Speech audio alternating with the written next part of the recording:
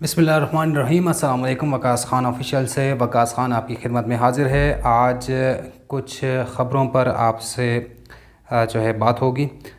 सबसे पहले जो है वो हम बात करेंगे ARY के ख़िलाफ़ एक शहरी जो है वो अदालत पहुंचा है।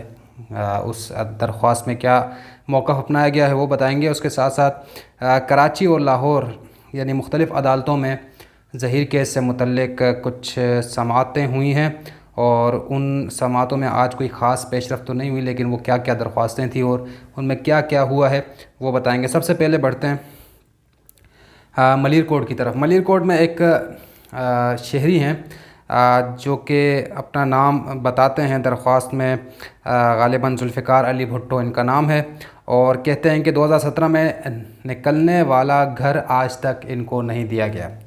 ARY के ख़िलाफ़ इनकी ये दरख्वास्त है और इस दरख्वास्त में जो मौक़िफ़ मज़ीद अपनाया है वो ये है कि ARY से घर दिलवाएं और 4 करोड़ रुपए हर्जाना भी दिलवाएं। ये शहरी का मौक़िफ़ है। मज़ीद दरख्वास्त में कहते हैं कि 2017 में यकम रमज़ान को ज़िंदगी TV यानी ARY ज़िंदगी के प्रोग्राम में मेरा 1 करोड़ का घर निकला था।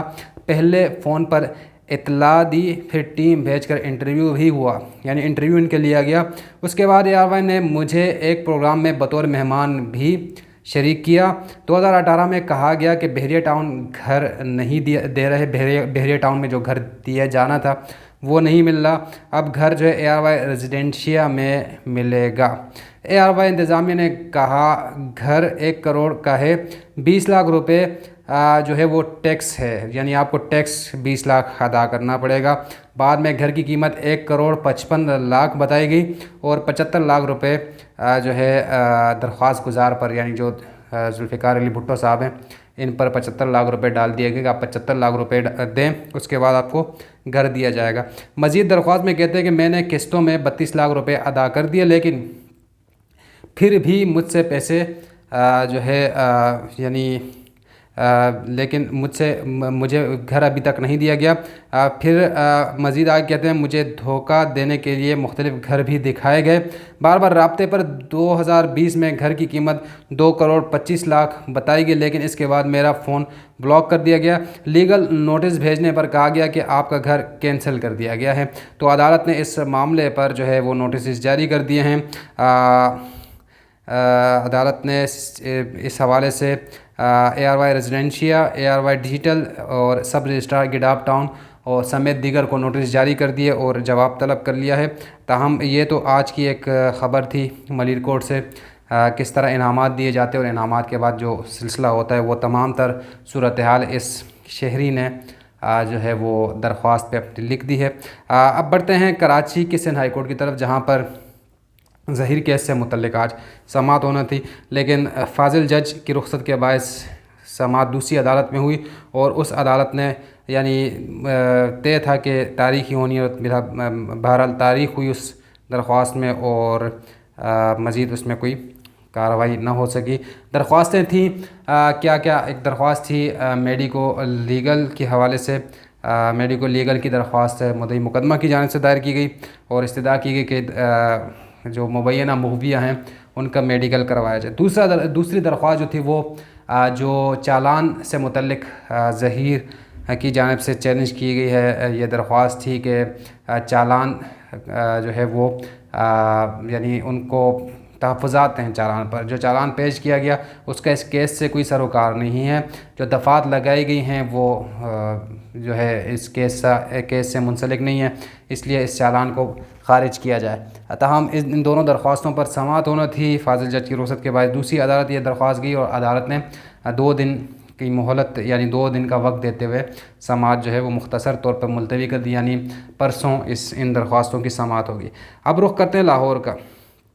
लाहौर का मामला यह है कि लाहौर में जब मुबैना मुग़विया को कराची लाया जाना था अदालती अहकामात पर, तो वहाँ पर उन्होंने फ़ौरी तौर पर एक दरख्वास्त लगाई थी, जिस दरख्वास्त में ये मौक़िफ़ अपनाया गया कि यानी एक दावा किया गया कि मैंने निकाह कर दिया है और जायज़ तरीके से निकाह किया है, इस निकाह को जो है इसको माना जाए। यानी अपने माँ बाप से ये रिक्वेस्ट की गई थी, उनको फ़रीक बनाया गया था कि इस निकाह को माना जाए। अब मामला ये है कि इस दरख्वास्त के कुछ नुकात हैं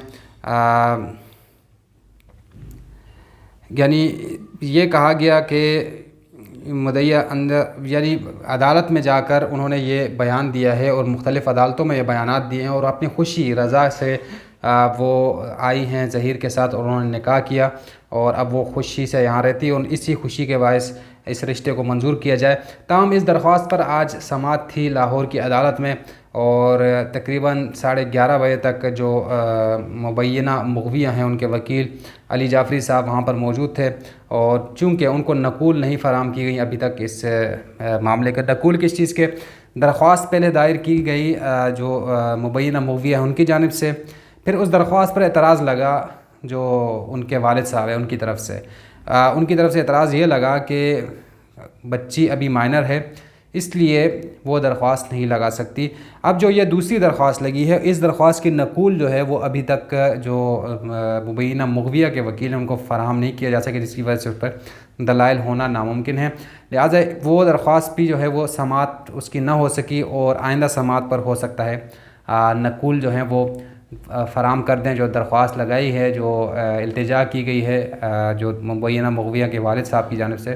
تو اب دیکھا یہ جائے گا کہ وہ درخواست جب ملے گی وکیل کو تو پتہ چل سکے گا کہ اس میں کیا موقف اپنایا گیا ہے۔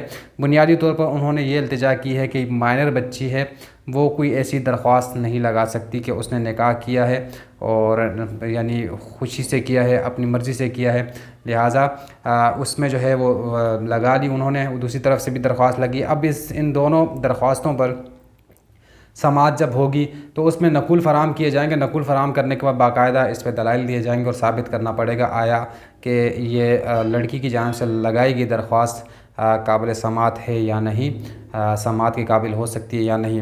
تاہم یہ کچھ معاملات یہاں سے جو ہے کراچی اور لاہور مختلف عدالتوں میں اس کیس سے جڑے تھے۔ آج کوئی خاص اپڈیٹ نہیں تھی ان مقدمات میں، اپڈیٹ جیسے ہی آئی گی آپ کو اس سے آگاہ کریں گے۔ فی الوقت اتنا ہی، مزید اپڈیٹ کے لیے ہمارے ساتھ جڑے رہیے گا، اپنا بہت سارا خیال رکھیے گا، اللہ حافظ۔